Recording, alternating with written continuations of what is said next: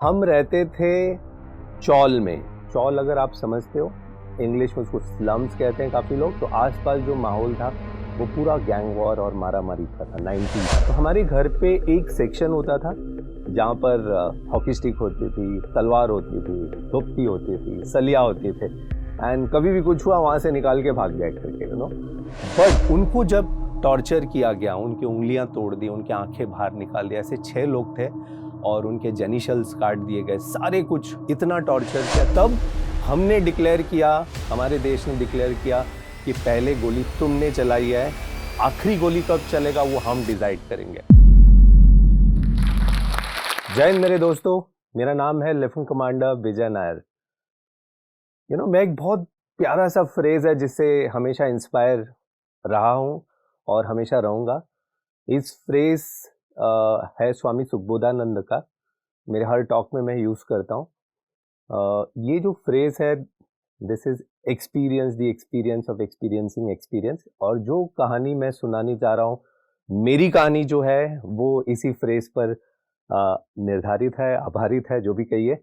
मेरा जो हिंदी है मुंबईया हिंदी है, तो अगर आपको कहीं ऐसे लगे कि ये टपोरी लग रहा है, तो that is what I am. मेरी कहानी शुरू होती है एक अमेजिंग बैकग्राउंड से। मेरे पापा केरला से आए थे बम्बई में, और एकदम हार्डकोर कम्युनिस्ट जिसको कहते हैं, आकर अच्छी बिजनेस फैमिली से थे, बट उनको अपना कुछ कराना था। यहीं पर मैं कहता हूँ ना कि एजुकेशन कितना इम्पोर्टेंट है। अनफॉर्चुनेटली वो ज़्यादा पढ़े लिखे नहीं थे, वो 5th 6th स्टैंडर्ड पास थे। जब बम्बई आया तो उन्हें लगा कि सब कुछ ऐसे ही चलता है ना, बट अनफॉर्चुनेटली कुछ भी नहीं हुआ यहाँ आने पे। एक अच्छा था कि उनको कुछ एक स्किल आता था, और वो स्किल था टैक्सी चलाना। तो आई am a son of a taxi driver and I am really proud of it. तो मेरे पापा बॉम्बे में आके, ये बात है 1970s की, और उन्होंने अपनी जर्नी स्टार्ट की एक टैक्सी ड्राइवर करके। अब माजरा ये हुआ, उन्हें भी ये लगा कि यार ये टैक्सी ड्राइविंग में ज़्यादा कुछ होने वाला नहीं है, और शादी भी करनी है, सब कुछ करना है, तो क्या करें। और उन दिनों जैसे बहुत सारे स्ट्रगल की स्टोरी आपने सुनी होगी, उनकी भी कहानी कभी स्ट्रगल से कम नहीं थी। वो फुटपाथ पे भी सोए, बहुत कुछ किए। एक दोस्त जिसने उसे प्रॉमिस किया था कि बम्बई आ जा, सब कुछ ठीक कर दूंगा, वो जब बम्बई आए तो वो गायब हो गया। So that is how life उनका था। और वही कंपनी में जो सेठ के, जो बोलते हैं ना सेठ जिसको हम बोलते हैं, तभी सेठ बोलते थे, उनका ही वो कैब चलाते थे या गाड़ी चलाते थे, रैदर शॉफर ड्राइवर थे। उन्होंने कहा कि ना मेरे कंपनी में तुम्हें मैं इलेक्ट्रिशियन बनाऊंगा, प्रोवाइडेड आप कोई स्किल सीखे। माजरा ये था कि जब मैं पैदा हुआ, जब मेरी mummy I, so my mother was 14 years old when she got married, and I was, जब मैं पैदा हुआ शी वाज 16 इयर्स ओल्ड। हम लोग मुंबई के सबब भांडुप से बिलोंग करते हैं। भांडुप उन दिनों काफी, आप लोगों को पता होगा कि गैंगस्टर या जो गैंग वॉर के लिए काफी फेमस होता था, but I am a proud Bhandupkar. हम रहते थे चौल में। चौल अगर आप समझते हो, इंग्लिश में उसको स्लम्स कहते हैं काफी लोग। तो ये मेरा जो घर था 150 स्क्वायर फीट का घर था, 150 स्क्वायर फीट। आप इमेजिन कर सकते हो, ये जो स्टूडियो में हम खड़े हैं आज, वो 150 स्क्वायर फीट है। मैं लाइफ के 22 साल, जब मैं नेवी में था या उसके बाद भी एक आध साल नेवी में जब मैं ज्वाइन किया, तो मैं वही घर पे रहता था। अब आसपास जो था, जो माहौल था, हम 3 भाई हैं, तो आसपास जो माहौल था वो पूरा गैंग वॉर और मारामारी का था 90s का। और कहीं ना कहीं मैं बहुत इंस्पायर हो चुका था उससे, क्योंकि मेरे पापा फिर टैक्सी ड्राइवर से यूनियन लीडर बने। अब बात आती है मेरे चाचा की। तो मेरे चाचा गैंगस्टर थे, और मेरे घर पर मैंने देखा, उनकी एक अलग कहानी है, वो फिर कभी सुनाएंगे। तो मैंने देखा कि ये सारा माहौल था वहाँ पर। और बीइंग द एल्डेस्ट, जब मैं एल्डेस्ट था घर का, तो काफ़ी इंस्पायर हो चुका था। तो हमारे घर पे एक सेक्शन होता था जहाँ पर हॉकी स्टिक होती थी, तलवार होती थी, धुप्पी होती थी, सलिया होती थे। एंड कभी भी कुछ हुआ वहाँ से निकाल के भाग जाए करके। बट ये पूरे इसमें मेरे पेरेंट्स दोनों बहुत प्यारे हैं, मेरे साथ ही रहते। पूरे इसमें माय मदर जो है हमें शील्ड करके रखे। हम 3 भाई हैं, तो उन्हें पता था कि कहीं ना कहीं हम इसमें चले जाएंगे। और पुलिस का घर पर आना जाना तो बहुत कॉमन था। पहले तो डर लगता था, फिर बाद में वो भी आते थे, पहले चाय पीते थे, फिर पापा को उठा के लेके जाते थे, चाचा को उठा के लेके जाते थे, और ये सिलसिला चलता रहा, ये सिलसिला चलता रहा टिल मेरे चाचा जो थे, अब वो गैंग वॉर में मारे गए, वेरी फेमस गैंग वॉर, वो मैं यहाँ बताना नहीं चाहूँगा, बट उनको काफ़ी गोली लगी, उन्हें मार दिया गया, एक राइवल गैंग ने उन्हें मार दिया। अब इस सबके चलते ये था, मैं पढ़ाई में ठीक ठाक था, और एक सीरियल आती थी तभी, वो सीरियल का नाम था फौजी, जिसको हम कहते हैं ना शाहरुख खान, तो फौजी जो सीरियल इतना इंस्पायर कर दिया मुझे, और तभी दूरदर्शन DD1 होता था, DD1 DD2, और ये जो सीरियल है इसने काफ़ी इंस्पायर किया, इसने मुझे एक फौजी इनसाइट बताया कि यार लाइफ आर्मी नेवी एयरफोर्स में लाइफ ऐसे होता है करके।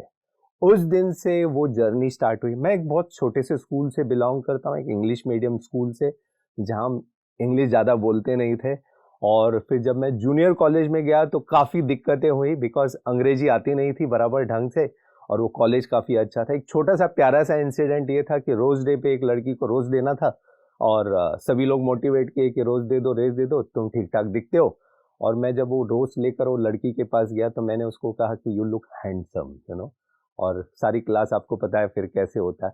ये मेरी इंग्लिश थी, आज मैं 8 किताबों का ऑथर हूँ, एंड वो जर्नी बड़ी प्यारी थी। तो जब फौजी सीरियल देखा तो क्वेस्ट ये था कि ज्वाइन कैसे करे। तब एक फ्रेंड के चाचा जो नेवी में थे, वो भी मुझे बाद में पता चला, बोला कि वो सफ़ेद कपड़ा पहन के आते, आप उनसे मिलो करके। तब पता चला कि NDA नामक एक एग्ज़ाम होता है, नेशनल डिफेंस एकेडमी, और हम बिलोंग करते थे बहुत छोटे स्कूल से, और हमारी ये मानना था कि NDA वगैरह वही लड़के जाते हैं, या वही आजकल तो लड़कियां भी जाती है, जो आर्मी नेवी एयरफोर्स बैकग्राउंड से हो। बट हमने वो एग्ज़ाम दी, बहुत टफ एग्ज़ाम होता है। जब वहाँ एग्ज़ाम दी, एग्ज़ाम पास हुए, फिर एक SSB इंटरव्यू होता है 5 दिन का, वो भी क्लियर किए।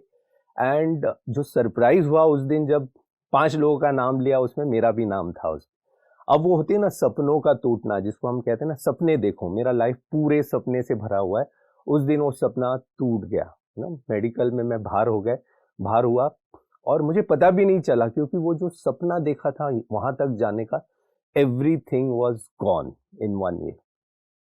वापस आ गए, पापा काफी नाराज थे, क्योंकि गवर्नमेंट जॉब, एक मलयाली होने से ये था कि गवर्नमेंट जॉब नहीं मिल रहा है। अब उनको ये नहीं पता था कि मेडिकली आउट होना इज नॉट अ फेल्योर नहीं था, बट टेक्निकली आउट हो गया मेडिकली।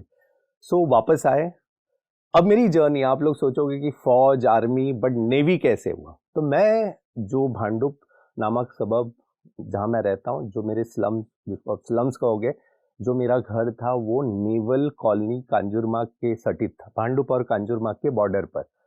अब होता ये था, हमारे जैसे बच्चे, आप सबको पता है कि बम्बई में गली क्रिकेट होती है, तो गली क्रिकेट के चलते हम लोग कॉलोनी के अंदर ट्रेसपास करते थे। ट्रेसपास वो हमारा संडे एक्टिविटी होता था ना, कि साला अंदर कैसे जाएं करके। एंड हमें पता होता था कि सेंसिटिव एरिया, क्योंकि सिविलियन कॉलोनी थी तो बहुत ज़्यादा सिक्योरिटी नहीं थी, और हमें पता था कि कहाँ से जाना। एक सूखा गटर होता, एक पीछे से पेड़ होता। एक बार कॉलोनी के अंदर गए तो आप राजा हो, फिर आपको कोई ये नहीं करेगा। अब ये सिलसिला चलता रहा, 1 बार, 2 बार, 3 बार, बचपन से काफ़ी। और कभी कभी वहां पर नेवी वालों का रेड होता। सो बहुत बार ये होता था कि ना, अब आप अंदर जाओ तो आपको पकड़ लेते थे वो लोग, नेवी वाले। तो मेरे साथ भी एक ऐसे इंसिडेंट हुआ जहां पर हम पकड़े गए, और बाकी सब भाग गए, 3 लोग पकड़े गए। अब पकड़ने के बाद ये नहीं था कि ना मैं वहां से हम छटपटा के भाग गए। तभी एक जिप्सी आती है वहां पर। इमेजिन कीजिए, जो मैं बता रहा हूँ ना, वही विजुअलाइजेशन है कि एक जिप्सी आती है, और जिप्सी से हम सब ऐसे 3 लोग लाइंड अप है। पहला एक सफेद जूता बाहर, सफेद सॉक्स, सफेद पैंट, सफेद शर्ट, सफेद बेल्ट, और गोल्डन एप्यूलेट्स यहाँ पर, और टोपी और रेबैन, और हाथ में एक डंडा। एक लेफ्टिनेंट था, एक प्रोवोस्ट मार्शल, जो पुलिस होता है नेवी का। एंड उस दिन मैं इतना इम्प्रेस हो गया, जो कहते हैं ना कि पहले नज़र में पहला प्यार। दो मैं I am not a gay, but I fell in love with him that day, and that is why वो मेरी जर्नी चालू हुई कि नेवी कैसे ज्वाइन करें। और फिर सिलसिला चलता रहा, फिर मैंने इंजीनियरिंग की और फिर नेवी ज्वाइन की। अब इंजीनियरिंग के बाद, इंजीनियरिंग वॉज अ डिज़ास्टर, काफ़ी बार फेल हुए सेमिस्टर में, बट एक गोल था कि नेवी ज्वाइन ही करना है, ताकि आपको आपको फर्स्ट क्लास आना होता है लास्ट 4 सेमेस्टर। और मैं इंजीनियरिंग करके नेवी की exam the, I joined navy, medical इन हुआ और मैं ऑल इंडिया रैंक जो भी आना था वो आ गया। अब जर्नी चालू होती है नेवल एकेडमी की। तो नेवल एकेडमी पहुंचे। Naval academy is one of the toughest place. सारी जो एकेडमीज होती है, एनडीए, आईएमए, सारे लोग सारे जगह टफ होता है। तो INA was also such experience. वहां पर जो रगड़ा, जो पनिशमेंट, ये सब करके जब पास आउट हुए तो एक एक्सपीरियंस था। जो पासिंग आउट का एक्सपीरियंस आपको एक्सपीरियंस करना होता है, बहुत प्यारा सा होता है। आंखों में आंसू आती है और आप आपके दोस्तों से बिछड़ते हैं, कोर्समेट से बिछड़ते हैं, माँ बाप होते हैं, मम्मी आपके लेफ्ट में होते हैं और पापा आपके राइट में। तो जब एक ब्यूगल बजता है, आपका बाहर आता है और आप उस दिन देश को समर्पित कर दिए जाते हो। और मेरा जो पहला एक्सपीरियंस था after training was a ship posting. अब बड़ा इंटरेस्टिंग यहाँ ये आता है कि शिप अटैचमेंट होता है। तो बम्बई में शिप थी, वाइजैक ईस्टर्न कमांड की शिप बम्बई आई थी। अब जब मैं शिप में जाता हूँ, अगले दिन मुझे कैप्टन बुलाता है, मॉर्निंग ब्रेकफास्ट एक ट्रेडिशन होता है, तब मुझे पता चलता है कि मैं कहाँ जा रहा हूँ। Captain commander Ravi Malan sir थे, अब नहीं है सर। तो मुझे बोला कि son, do you know where you are going, आप कहाँ जा रहे हो? तो मुझे तो क्या था, मैं तो ट्रेनिंग के लिए आया था वहाँ पर, जो अटैचमेंट था। तब पता चला कि ये जो जहाज है, this is part of operation तलवार। अब ऑपरेशन तलवार आप बहुत लोगों को नहीं पता होगा, that was navy's version of Kargil war. 1999 की बात है। आप सब सुने होंगे, मूवी में देखे होंगे कि कारगिल वॉर आपने सुना होगा। बट कारगिल वॉर हमेशा एक ऑपरेशन विजय के नाम से तहत था।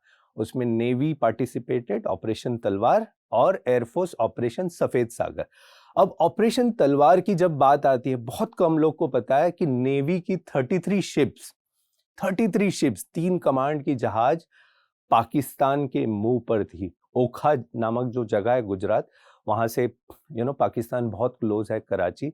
तो नेवी के जो 33 शिप्स और सबमरीन्स और मरीन कमांडो जो थे, वहीं पे तैनात थे। और कारगिल का जो बैकग्राउंड है, ये आप सबको पता होगा कि पाकिस्तान ने हमारी टेरिटरी वहाँ पर ऑक्यूपाई कर ली ऊपर। हम दोस्ती चाह रहे थे और उन्होंने ये किया। तो जो पहली कैजुअलिटी हुई, कैप्टन सौरभ कालिया, वो मेरे कोर्स इक्विवेलेंट है, मेरे ही बैच के कोर्स इक्विवेलेंट। उनको जब टॉर्चर किया गया, उनकी उंगलियां तोड़ दी, उनके आंखें बाहर निकाल दिया, ऐसे 6 लोग थे और उनके जेनिशल्स काट दिए गए, सारे कुछ इतना टॉर्चर किया। तब हमने डिक्लेयर किया, हमारे देश ने डिक्लेयर किया कि पहले गोली तुमने चलाई है, आखिरी गोली कब चलेगा वो हम डिसाइड करेंगे। और उसी तहत कारगिल वॉर हुई, ये बैकग्राउंड के लिए। सो नेवी वहां पर थी, माउथ पर। पाकिस्तान जो कंट्री है, हमेशा हार चुकी है हमसे। 48 हो, उसके बाद जो सब्सिक्वेंट वॉर्स हुए हो, 65, 71, 99, पिटते हैं, फिर भी बार बार आते हैं मुंह उठा के, है ना। तो वो एक ये हुआ।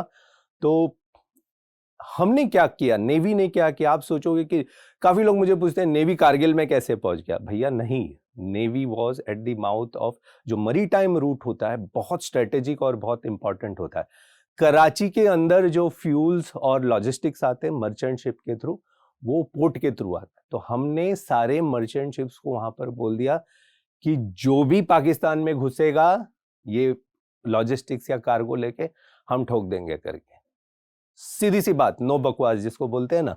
और इसी तहत सारे मर्चेंट शिप्स डर गए, बोले कि हम अंदर नहीं जाएंगे। हमने यूएस या जो बड़े बड़े कंट्रीज थे उनको बोला कि भैया हट जाओ, ये हमारा निजी मामला है करके, सो डोंट इंटरफेयर। काफी प्रेशर थी, काफी पॉलिटिकल प्रेशर थी। तो कहते हैं पाकिस्तान में सिर्फ 6 दिन का फ्यूल और खाना था तब।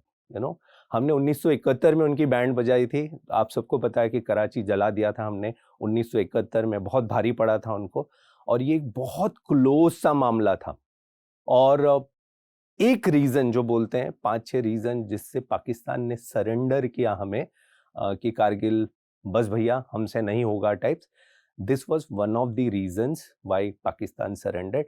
ये बहुत लोग को नहीं पता है, क्योंकि जब कारगिल वॉर छिड़ा, नेवल चीफ जो थे एडमिरल सुशील कुमार, वो पहले बंदे थे जो बोला था कि navy will go out full fledge against Pakistan, because हमारी मरीटाइम प्रोवेंस उतनी स्ट्रांग थी, और बहुत फनी सी बात है, पाकिस्तान नेवी का ऑफिशियल ये है उनके नेवी और सबमरीन्स को कि भाग जाओ, अंदर छुप जाओ, पोर्ट से बाहर मत आना, नहीं तो ये सनकी लोग ये मार देंगे करके, सो ये जर्नी में जो मैं शिप पे था, इट वाज P-44 किरपान, और एज अ सब लेफ्टिनेंट, जब आप इमेजिन करते हो 23 साल 24 साल की उम्र में आप जहाज पर हो, आप वॉर सिनेरियो में हो, आप एक्शन स्टेशन देख रहे हो, शिप्स मिसाइल लोडेड है, हम भाग दौड़ कर रहे हैं ऊपर नीचे, एक्शन स्टेशन, रात को उठा रहे हैं, शिप में बिकॉज हम नए नए गए थे तो सी सिकनेस से उल्टी होती है, एक ऐसा स्टेज आता है अगर आप एडजस्ट नहीं कर पाओगे तो खून की भी उल्टी होती है।